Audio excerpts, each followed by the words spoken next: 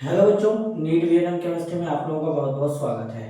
तो जैसा कि हम लोगों ने दो टॉपिक के ऊपर बात किया था, जैसे कि एसिडिक स्ट्रेंथ, उसके बाद बॉन्ड एंगल के बारे में, उसी तरीके से ये तीसरा लेक्चर आपका आ चुका है। थोड़ा डिले हो रहा है, इसके पीछे कुछ रीजन है कि टाइम थोड़ा कम मिल पा रहा है, लेकिन फिर भी प्रॉपर वर्क किया जा रहा है कि आपको वीडियो लगातार मिलता रहे नीट के लिए। अब देखिए, यहाँ पे हमको बेसिक स्ट्रेंथ बताना है, बेसिक कैरेक्टर। इसको कैसे एक्सप्लेन करेंगे, एक एक चीज को हम लोग डील करेंगे आराम आराम से और कॉन्सेप्ट के थ्रू समझते हुए चलेंगे, ताकि कोई भी कंफ्यूजन ना बचे। अब चलिए एक एक टॉपिक को समझते हैं। देखिए, अब बेसिक कैरेक्टर के बारे में बात चल रहा है, तो जैसे ही बेसिक कैरेक्टर वर्ड यानी बेसिक वर्ड यूज आता है, बेस का मतलब जैसे कि बचपन से पढ़ते आ रहे हैं, बेस मतलब जो एक्वस मीडियम में OH माइनस आयन देगा। हम लोग अब तक यही सोच रहे हैं, लेकिन इनके अलावा भी होता है। ये तो आर्हीनियस बेस हो गया, इसके अलावा लुईस होता है, ब्रांस्टेड क्लोरी होता है। जैसे एसिड था वैसे बेस भी होते हैं। क्लियर है? तो देखो, अब यहाँ पे lithium, sodium, potassium, rubidium, caesium, इनके बेसिक स्ट्रेंथ का ऑर्डर बताना है हमें। इंक्रीजिंग ऑर्डर में लेके चलेंगे अपन। इंक्रीजिंग पता रहेगा तो डिक्रीजिंग भी कर लेंगे। क्लियर है? देखो, तो पहली बात हमें नोटिस करने वाली बात यह है कि OH माइनस तो सबके पास है सर। अब हम यहाँ पे देखेंगे मेटल के बारे में। मेटल के जो हाइड्रोक्साइड होते हैं ना, वो बेस होते हैं। क्या होते हैं? बेस होते हैं। जब इनको एक्वस मीडियम में डालेंगे तो ये हमारे क्या करेंगे? OH माइनस आयन देंगे। अब सबसे बढ़िया बात ये है कि यहाँ पे देखो, lithium, sodium, potassium, rubidium, caesium, francium. ध्यान से समझना, फ्रेंसियम हमारा रेडियो एक्टिव है, इसलिए इसको छोड़ रहे हैं। अब बचा हमारा lithium, sodium, potassium, rubidium, caesium. ये सभी एलिमेंट एक ही ग्रुप से बिलोंग करते हैं। ये सेम ग्रुप के एलिमेंट होते हैं, एल्कली मेटल्स है। अब इनका जो हाइड्रोक्साइड है LiOH है, इसका है NaOH है, इसका क्या है? KOH दिया है, इसका क्या दिया है? RbOH दिया है, इसका क्या दिया है? CSOH दिया है। तो अब हमें पता है सर कि जब हम लिथियम से सीजियम किस तरफ चलेंगे तो साइज क्या होगा? बढ़ेगा। साइज क्यों बढ़ेगा? क्योंकि नंबर ऑफ सेल बढ़ेंगे।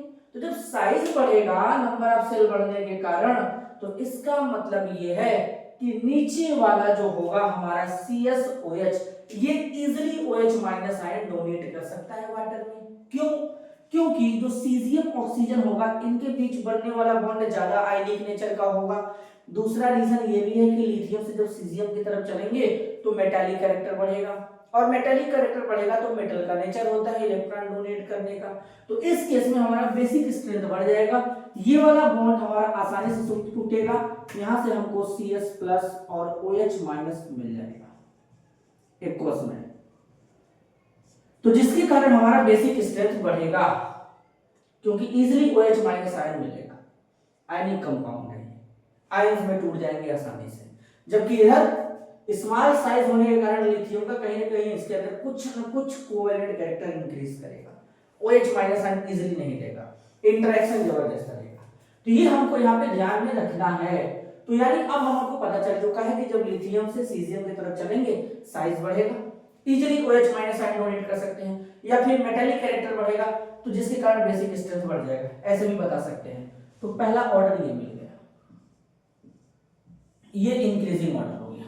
दूसरा देखो, इसी तरीके से ठीक है, बेरिलियम, मैग्नीशियम, कैल्शियम, बेरियम, ये भी हमारे एक ही ग्रुप के एलिमेंट होते हैं, ग्रुप नंबर 2 के एलिमेंट होते हैं। बाकी तो OH है, तो इनका भी ऑर्डर सेम हो जाएगा, साइज बढ़ेगा या फिर बोल सकते हैं मेटालिक कैरेक्टर बढ़ेगा। ठीक है, ये तो हो गया हमारा बेसिक स्ट्रेंथ। लेकिन ये ध्यान देना कि जो ये बेरिलियम हाइड्रोक्साइड है, ये एम्फोटेरिक नेचर का होता है, क्योंकि बेरिलियम जो होता है ये एम्फोटेरिक मेटल है, तो इसका हाइड्रोक्साइड हो या फिर ऑक्साइड हो, वो भी एम्फोटेरिक नेचर का होता है। क्लियर है? एम्फोटेरिक मतलब जो एसिड और बेस दोनों के साथ रिएक्ट करते हैं, तो इस बात को हम ध्यान देंगे। आगे देखो, अब यहाँ पे इनका ऑक्साइड आ गया, बेरिलियम, मैग्नीशियम, कैल्शियम, स्ट्रोंशियम। तो फिर ऑक्साइड है चाहे हाइड्रोक्साइड है, टॉप टू बॉटम चलेंगे तो मेटालिक कैरेक्टर भी बढ़ेगा, बेसिक स्ट्रेंथ भी बढ़ेगा। तो यहाँ पे हमारा फिर यही ऑर्डर हो जाएगा। क्लियर है? ठीक है? क्यों?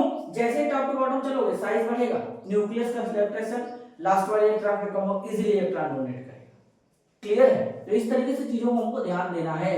या फिर अब यहां से देखो ऑक्साइड आयन बनेगा, जैसे एक कोल्ड दिखाता हूं, अगर तुम मैग्नीशियम को ब्रेक करो, मैग्नीशियम ऑक्साइड को, मैग्नीशियम +2 ऑक्साइड आयन O-2 मिलेगा, तो ऑक्साइड आयन सब जगह से जनरेट होगा।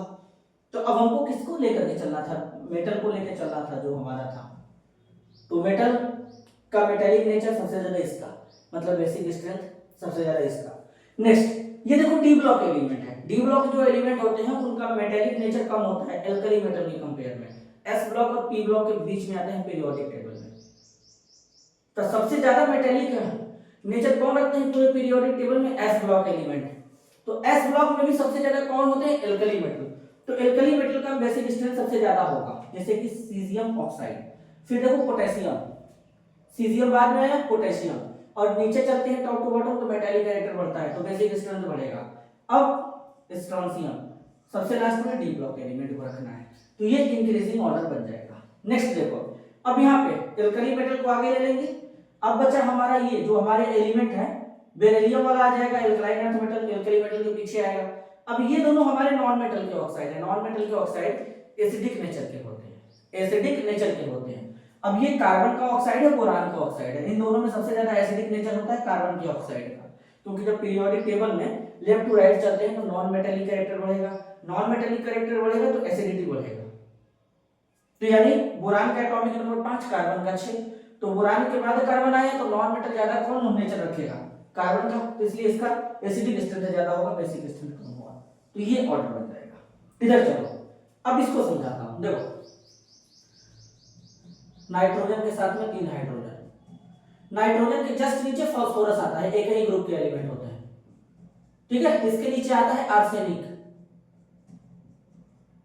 और फिर SbBc के नीचे आता है आर्सेनिक है। लोन पेयर सबके पास है, कोई सबके पास लोन पेयर है, ये कोई डाउट वाली बात नहीं है। लेकिन खास बात ये है कि जो अमोनिया होता है, अमोनिया में जो नाइट्रोजन का लोन पेयर होता है ये sp3 हाइब्रिड ऑर्बिटल में होता है। नाइट्रोजन का हाइब्रिडाइजेशन में sp3 होता है। जो हाइब्रिड ऑर्बिटल होते हैं वो डायरेक्शनल होते हैं, तो पर्टिकुलर किसी डायरेक्शन की तरफ ओरिएंटेड होंगे, जिसके कारण ये इलेक्ट्रॉन पेयर इजीली डोनेट कर सकता है। इसका बेसिक स्ट्रेंथ सबसे ज्यादा होगा, अमोनिया सबसे ज्यादा नंबर 1 पे आएगा। अब बचा फॉस्फीन आर्सिन SbH3। तो अब जब टॉप टू बॉटम चलेंगे तो बेसिक स्ट्रेंथ घटेगा। देखो पहली बात तो इन तीनों में हमारा हाइब्रिडाइजेशन का कोई कॉन्सेप्ट नहीं पाया जाता, ये हमारे ड्रैगो मॉलिक्यूल होते हैं। दूसरा बात, अब यहाँ पे पकड़ो फास्फोरस को, आर्सेनिक को, Sb को, टॉप टू बॉटम चलेंगे साइज बढ़ेगा, नंबर ऑफ सेल बढ़ेगा तो साइज बढ़ेगा, साइज बढ़ेगा तो उस केस में क्या होगा, लोन पेयर का अवेलेबिलिटी कम हो जाएगा, वो डिस्पर्स होने लगेगा, गायब होने लगेगा, तो डोनेशन टेंडेंसी कम हो गया। जब डोनेशन टेंडेंसी कम हो गया लोन पेयर का तो बेसिक स्ट्रेंथ भी कम हो गया। तो इसलिए सबसे ज्यादा बेसिक तो अमोनिया है, कोई डाउट नहीं है। फिर इससे कम PH3, ASH3, सबसे बेकार SbH3। क्लियर हुआ?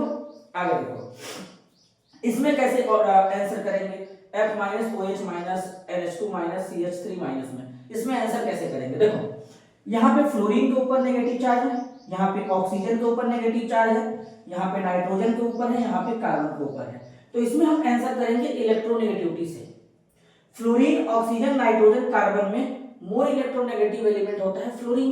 अब इलेक्ट्रोनेगेटिव एलिमेंट कभी भी इलेक्ट्रॉन पेयर डोनेट नहीं करना चाहिए, तो सबसे लीस्ट हमारा बेसिक होगा F-, क्योंकि मोर इलेक्ट्रोनेगेटिव है तो ये अपना इलेक्ट्रॉन पेयर डोनेट नहीं करना चाहेगा।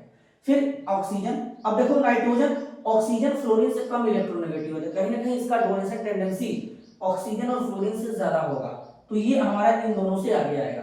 कार्बन, कार्बन तो जो है, कार्बन जो हमारा होता है ये तो इन तीनों से लेस इलेक्ट्रोनेगेटिव है, तो इसका यहाँ पे डोनेशन टेंडेंसी ज्यादा होगा, इसलिए बेसिक स्ट्रेंथ ज्यादा होगा। क्लियर है? तो ये हमको यहाँ पे ध्यान देना है। जैसे कि फ्लोरीन की इलेक्ट्रोनेगेटिविटी की वैल्यू बात करेंगे 4.0 होता है, ऑक्सीजन का 3.8, नाइट्रोजन का यहाँ पे 3.5 के आसपास या 3 होता है, जबकि कार्बन का 2.5 है। तो देख लो जितना कम इलेक्ट्रोनेगेटिविटी उतना ज्यादा डोनेशन टेंडेंसी, और जितना ज्यादा डोनेशन टेंडेंसी होगा उतना ज्यादा बेसिक स्ट्रेंथ होगा। तो ये वाला ऑर्डर हमको मिल जाएगा। तो इस तरीके से हम बेसिक स्ट्रेंथ को समझ सकते हैं। अब नहीं, मुझे नहीं लगता कि इससे मतलब कोई बढ़िया क्वेश्चन बनेगा या ज्यादा, मोर देन सफिशिएंट है। एक आप फंस जाएंगे तो बढ़िया, नहीं फंसेंगे तब भी बढ़िया। क्लियर है? तो आज के लिए बस इतना ही, मिलते हैं अगले वीडियो में, तो तक के लिए धन्यवाद, नमस्कार।